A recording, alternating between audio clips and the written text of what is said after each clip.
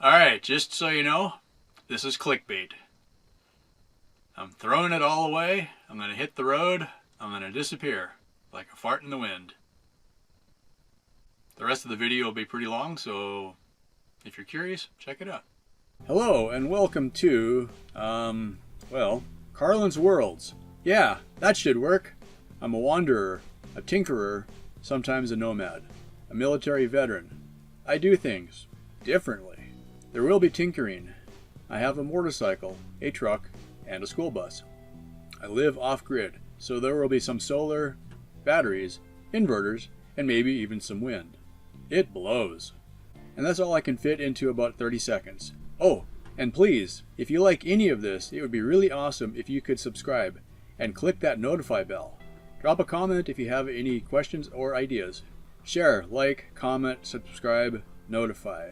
Oh, and Patreon if you're really an awesome kind of person. Cool. On with the show already. Good morning, world. 6:16 a.m. Monday, January 21st, 2019. Martin Luther King Day. Yeah, I know. My hair is a mess. I haven't shaved. This is the way it's going to be. Oh, so I'm just waking up because it's a holiday. Coffee maker gurgling in the background. That's perfect ambiance for a day like this.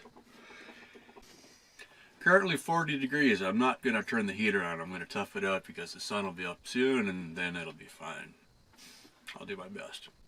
I have been looking at my career, and this is kind of the thing, is the job that I'm doing is actually a career. It's not just, a job. Some of the jobs I've done are just jobs. But this one was supposed to be the career. My hope was that when I got hired by the Postal Service, that this would be my last time getting a new job.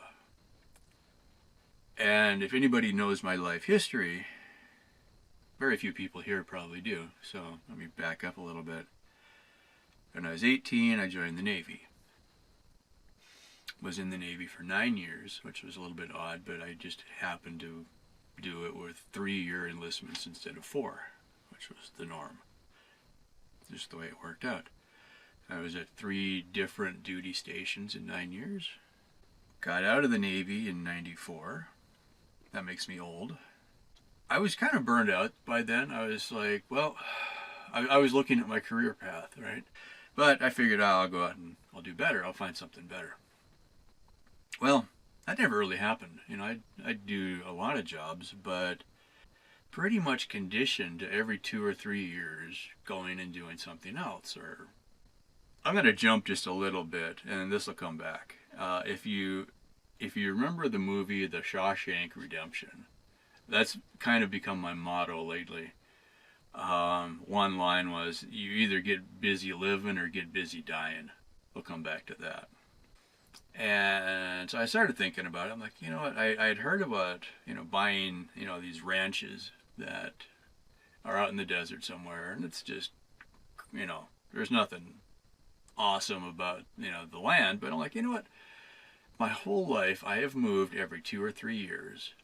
Quite often, not just from one apartment to another, but from one city or one state to another. Or I would just, I jumped on my motorcycle and ended up in Texas. I didn't work for almost exactly a year, Took the whole winter and the spring and the fall off, basically, and spent some time down in Belize, So I'm like, yeah, you know what? It's just kind of ingrained into me from my time in the military. You just pick up and move after a couple of years. I was in Austin for 4 years. That was really unusual. I was in the same apartment for 4 years. That was crazy. Just go buy a piece of land, even if I don't really like it very much. Make some kind of a little place to live. Even if I decide to leave, I can come back to it again. So that's when I cooked up the half-baked scheme of buying the school bus, living on my property, and then commuting. I'll take a pay cut to get transferred out here, take a position I didn't really like, but I'll get to live on the property. So that's what I did. So I kind of started looking around again. I'm like, okay, what else could I do? And so I was starting to look at post offices that were closer to my property. And sure enough, all of a sudden there was an opening. I'm like, oh, that's great. So I took the second job, the Fort Hancock job, and that cut my commute in half. The reason for buying the land was to have a place to live in between adventures, really, is what it comes down to.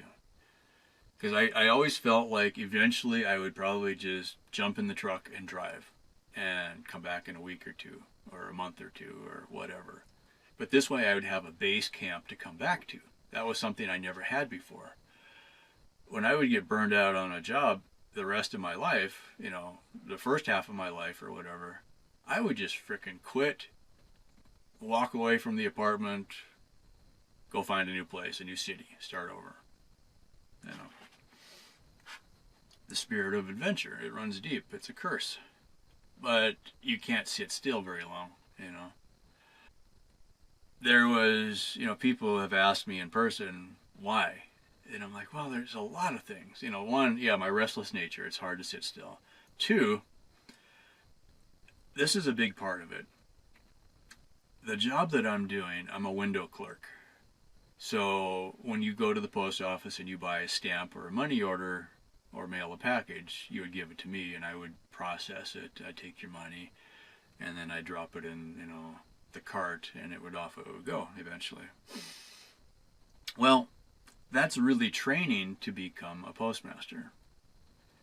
And in the beginning, I was really excited about that aspect because there is a post office 15 miles from here.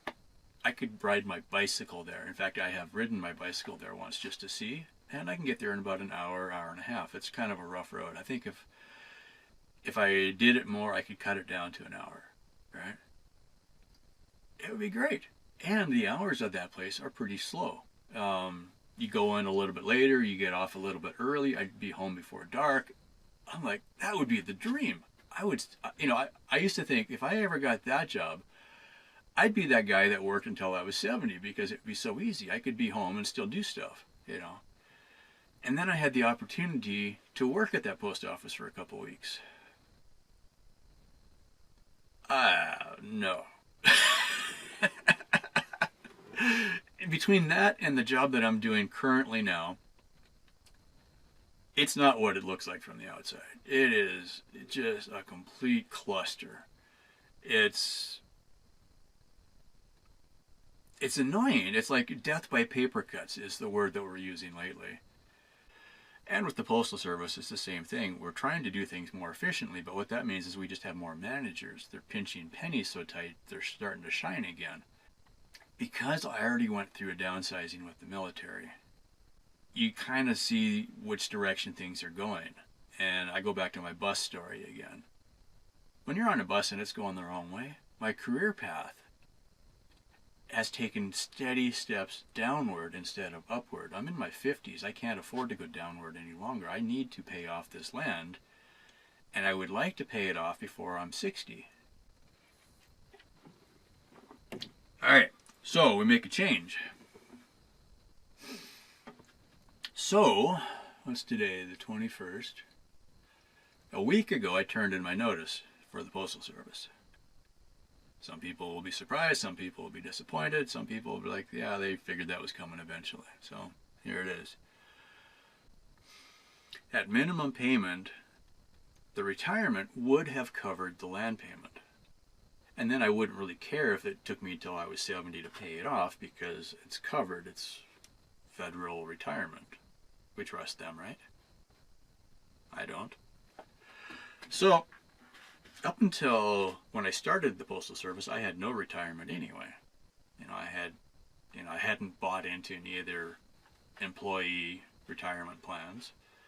All I had was Social Security, which most people think that's not going to last anyway, So you look at life, you're on the wrong bus. You have to get off because it's not working. You have to figure out a better way. I kind of, every now and then, I just sit down and think about it. It's like, well, what would be my dream job? No retail, no customer service. What does that leave? Being a mechanic was actually pretty good because you didn't really have to talk to the customers very much. This far south, I don't speak Spanish. Almost every job that you see listed, you should be bilingual. What do you do with your life if you don't want to talk to people? I kept casting a wider net. I'm like, okay, what's a job that I know how to do or I could get trained on to do? And in one way, the military was perfect because they would take you with no skills. You'd take a test, you'd have aptitude testing, the ASVAB. And based on your scores, they'd say, well, these jobs would fit somebody like you with your skills, or your aptitude. Even if you've never worked on taking a jet airplane apart and putting it back together, you do seem to have a clue about how the tools work. Is kind of how they look at it. And so, they're like, we'll train you. This would be great. I'm like, okay, cool. I'll go do this. So I was kind of thinking, well, all right, what you need is, I kind of came up with a rough picture, foggy in my head. Like, not so much the exact job, but I needed enough money to pay for the land and maybe save some money after that. And what I really desperately needed, what I realized was I needed to have a job that I worked, that I didn't really commute, right? Because driving my truck into the big city, it's 100 miles from here. That's where the jobs are. Well, that doesn't work. That was the biggest thing, is I started thinking about it. It's like, I could get other jobs there, but I'd be right back to the same situation. I'm driving a truck 100 miles each way. I've already worn out the motorcycle. You're not going to see much about the motorcycle probably anymore because it's just worn out, between the road and the miles. And you saw the camper I made for the truck. The reason I made the camper is I was sleeping in the truck every night during the week and then coming home on weekends just to save from all that driving. And that actually worked out pretty well. So I'm like, okay, that was in the back of my mind. It's like, okay, what can I do that I can make enough money that I don't have to drive my pickup constantly? What I found, and it's like, what is an industry that is in demand? That's something important to think about because I already went through military downsizing and I see they are closing down post offices. They're closing down mail processing plants and moving mail by truck between processing plants. So if I'm going to make a huge career jump in my 50s, I got to pick something that is probably not going to go away in the next 5 years, And so the one that I landed on, every truck you see on the freeway, every semi on the back will have a phone number for recruiting, right? And I'm like, okay, I was always aware of it. My dad has a CDL. He drives once in a while still. I don't know, maybe he's finally quit. He's in the 70s, but I love to travel. That was the thing I liked about the military. I've loved going on road trips. Now, ironically, the drive to work, I don't hate the drive. I just hate the fact that I'm paying for the gas. I've always thought, wouldn't it be cool if I could get a driving job where I could drive the highways and get paid for it, and somebody else would pay the fuel? And I'm like, okay. Now, I've never driven a big truck before, but I did grow up on a farm. And it's not quite the same, but, you grow up driving, big monster tractors and farm trucks and stuff like that. And you just realize that you could probably do anything if you wanted to. So, and I did drive the school bus out to here. I bought it in San Antonio and drove it out to here. So it was about 450, 500 miles, something like that. So that was how I learned how to drive the school bus, as I jumped in and I drove here. That was a little bit sketchy, but it worked, And the school bus has air brakes, and so I know how to make air brakes work. So I just, had the guy show me in about 5 minutes, and I wrote it down on a Post-it note and taped it to the dash. This is what you do, As long as your air pressure is at a certain point, then the brakes will work. If you lose air pressure, the brakes will come on. It's backwards. It's kind of funny, but if you lose air pressure, your brakes come on. You need air pressure to release the brakes, is how air brakes work. Anyway, so I found a company in Texas that will train me and then pay me. And I'm like, all right, so that's kind of what I needed because I didn't have any cash to go learn. And you can't, it's harder to get a job if you don't have any experience in a new industry like that. So you can't just jump into it and say, yeah, well, I can learn it. They're like, well, no, we want you to be trained. They'll pay more for experience. That's what the other half of the truck says. This is an industry that is not going to go away. It's probably more in demand in a way because people are so busy they don't want to go shopping, and so they're buying everything off of Amazon, and so they need to, there's freight moving back and forth coast to coast constantly, and all your groceries and all your hard goods and everything is delivered by trucks and some trains. But I don't see that going away. So I thought about it. I'm like, well, okay, if I could find a company that would train me, I like driving, you know. And if you've ever gotten to ride in a truck, and this was probably, one of those things where as a kid I got to ride with my dad in the truck. And it's just so cool. You're sitting up and you're looking, you're way up high and you can see for miles. It just feels cool. Now, I know it's not all glamorous, and I rode with my dad enough times to realize that it wasn't all glamorous, In wintertime, he'd have to get out and chain up and everything like that. It's kind of, it's like every job. It's going to be a giant pain in the butt. So I'm not all, woo-woo about it, but so that's my plan. The 1st of February is my last day with the Postal Service. I get a weekend off, and then whatever that works out to, the 4th, I guess? Yeah, the 4th of February is my first day of training for CDL school. CDL, Commercial Driver License, right? I don't even know what that means. So that's the plan. So, the inevitable questions. You're throwing it all away. My postal career, my postal retirement, yeah, I'm throwing it all away. I've never really enjoyed my life with the Postal Service. I liked my job when I was in Austin. I honestly did like that job. I liked it. I had the skills. I had the experience. I was actually getting good at it. I'm not leaving the ranch in that my home is here. But going forward, there won't be a lot of videos about the ranch because I won't be here very much. My current, what I know now is very limited. I don't really have a lot of information, but what I do know, CDL school will be 3 weeks of 6 days a week to get us up to the point where we're mildly competent, I guess. So that's 3 weeks. And then there's about a half a week of orientation with the actual company at headquarters. Probably where they get us a hat that fits and show us how to wear it so we look like we belong to a company. Fill out your paperwork, healthcare, direct deposit, blah, blah, blah. Death by Papercuts again, but, it's only for a couple days. Then they will put me in a truck with a mentor driver for 6 weeks. And according to my contact, my recruiter, we may cover all 48 states in 6 weeks. And by the end of 6 weeks, hopefully I've learned the ropes enough, and then they will turn me loose. They will put me in a truck and give me the phone number for dispatch, and they will hook up jobs for me, and I will go from place to place and move stuff. All right.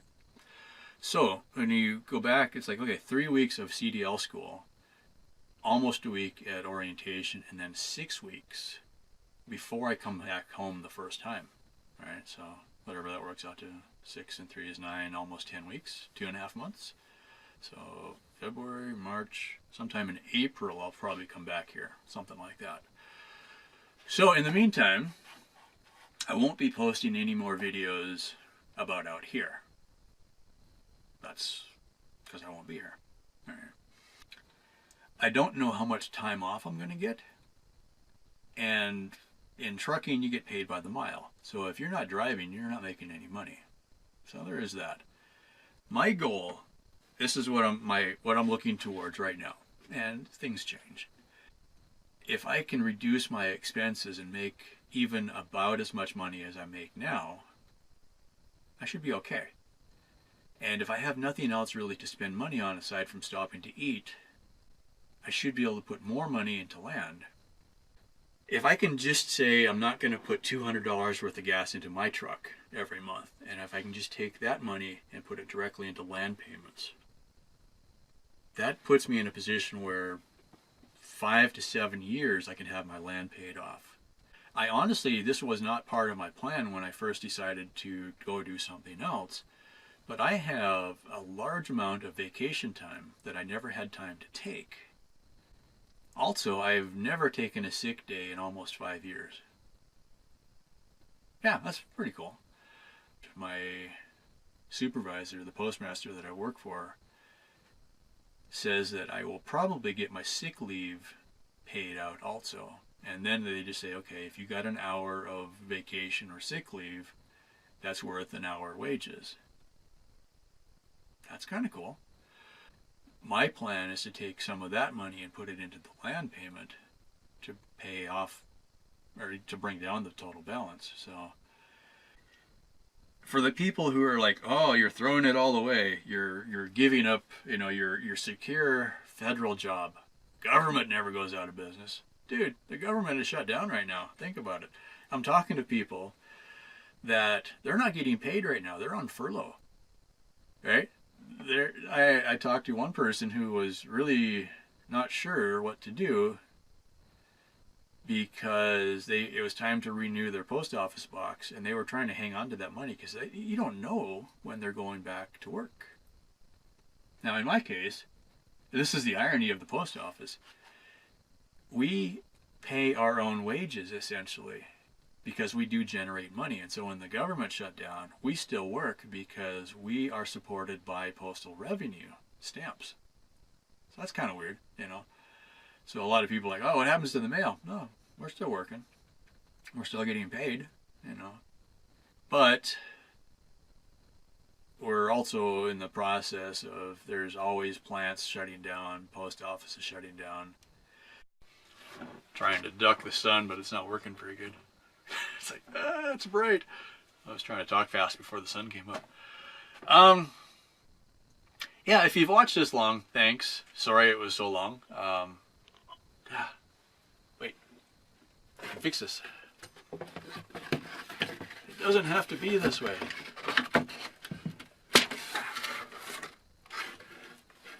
Oh, that's genius. Pizza box. Okay, as long as I sit still, I'll be okay. All right, yeah, if you watch this long, thanks, and sorry it ran long. I could have put up a 5-minute video. In fact, maybe I'll do that. I'll make a 5-minute video that says, yeah, things are changing, okay? I've never had my dream job that I was like, oh my God, this is the dream job. I'll never leave this job. It's always something.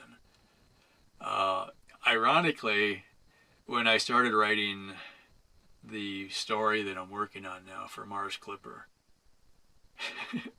I'm going to preface that when I actually get around to starting to release it, which hopefully will be in my lifetime still, or this year even.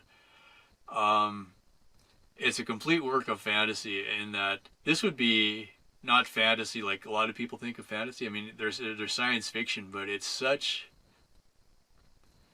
like professional fantasy or occupational fantasy. It's like, what would be your dream job? And so I was probably in a position, where I didn't like my job again, and I started writing this thing, and I'm like, oh, this is hilarious, What would you do if you saw an ad for this job, And that's actually how the story starts, is my character is, sitting in front of the computer, probably drinking beers, end of a day, you're just tired and depressed, and you don't want to think about anything.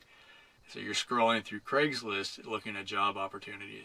And, they're always all fantasy, and they're all like, oh, this would be a great job. It's high-paced, blah, blah, blah, blah. And you're like, dude, you die in this job, It would kill you by Papercuts,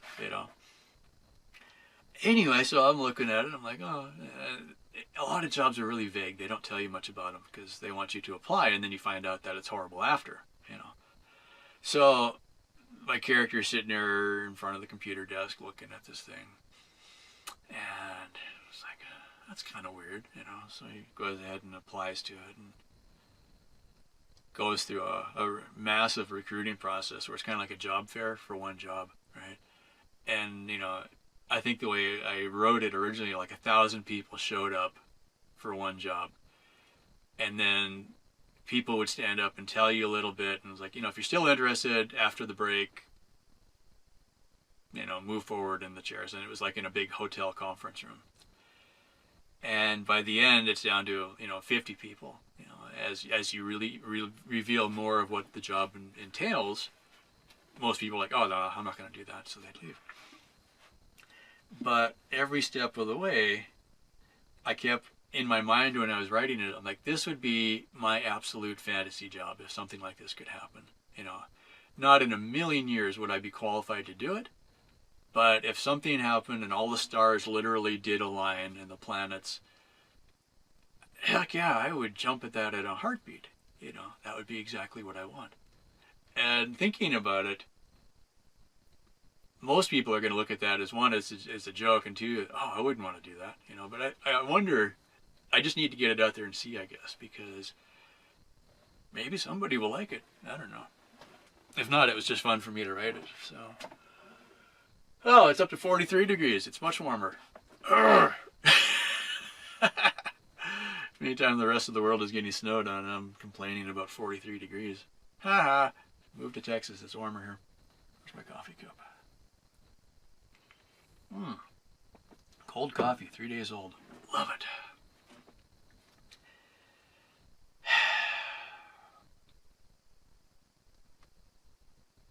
Throwing it all away.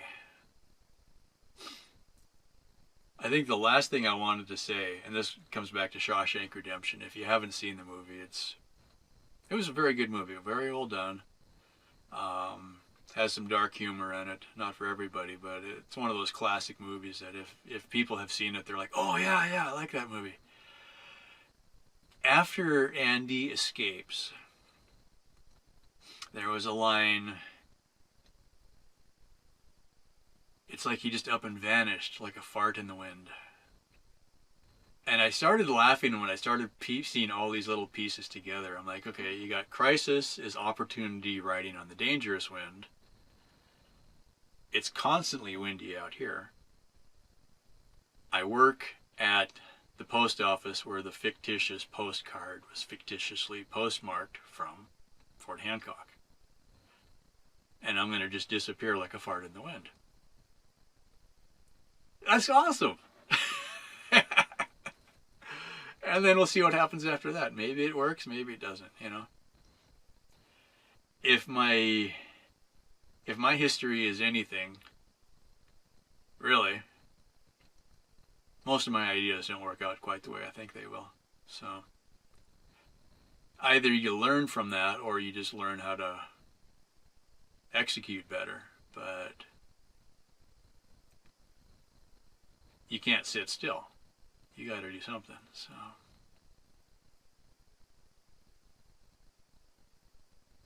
I'm doing something. I will keep you posted as much as I can. I don't honestly know what my life is going to be like for the next 2 or 3 months. You have a vague idea, but you know, what does that mean? I will probably, I know I'm going to take my cell phone with me, and I can shoot short videos on the cell phone and post them. I will probably take my laptop with me because the first 3 weeks at least will be in a hotel room, or a room. Or after school I should have time to do something. Once I'm on the road, hard to say. The first 6 weeks I'll be with a training driver, so I don't know. They talk about you don't have a lot of room in the truck because there's 2 people, so don't bring very much stuff. I think I will take a laptop because it doesn't take up that much room, but I don't know honestly if I'll have much time to use it. So if it does look like I just up and disappeared, well, maybe you'll see this video and you'll know why. Cool. Stay tuned. I'll post when I can. Thanks for all your support and thanks for watching. New subscribers, welcome. Even since the first of the year, we've picked up a lot of new subscribers and a whole bunch of new views and clicks and likes and everything. So I do appreciate it. It actually does make a difference. I guess if nobody liked it, I wouldn't spend as much time posting videos. So anyway, this isn't goodbye. It's just there's going to be a gap. So I'll post when I can. Thanks for watching, and stay tuned. Bye for now. Well, that's about it. Thank you so much for watching. Yeah, that should work. Cool. I do things differently. Oh, and please, if you like any of this, it would be really awesome if you could subscribe and click that notify bell. Drop a comment if you have any questions or ideas. Share, like, comment, subscribe, notify. Oh, and Patreon if you're really an awesome kind of person. Thank you so much for watching.